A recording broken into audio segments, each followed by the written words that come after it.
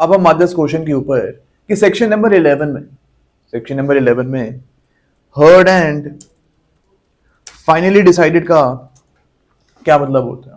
इसका ये मतलब होता है that all the witnesses have been duly examined. All the witnesses have been duly examined as well as they have been cross-examined.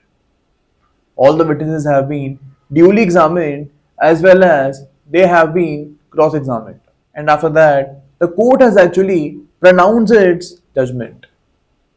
Okay, यानी सारे जो witnesses हैं केस में वो ड्यूली एग्जामिन हो चुके हैं एंड इसके बाद कोर्ट ने अपना जुडिशियल माइंड अप्लाई किया एंड केस में जजमेंट पास कर दिया. In this particular case we can say that the suit has been heard and finally decided because the suit has been heard on merits.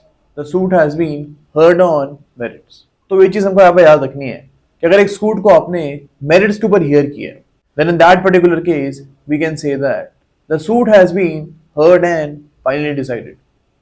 लेकिन एक suit को आपने technical grounds के ऊपर अगर डिसमिस कर दिया, for example A is a person, A ने सूट फाइल किया एंड इस सूट को ऑर्डर 7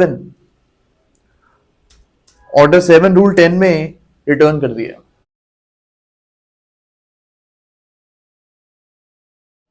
अब इस पर्टिकुलर केस में हम ये नहीं बोलेंगे that the suit has been heard and finally decided and आगे जाके सेम मैटर के ऊपर दोबारा से सूट फाइल हो सकता है एंड इस पर्टिकुलर केस पे रेस जुडिकाटा अप्लाई नहीं करेगा.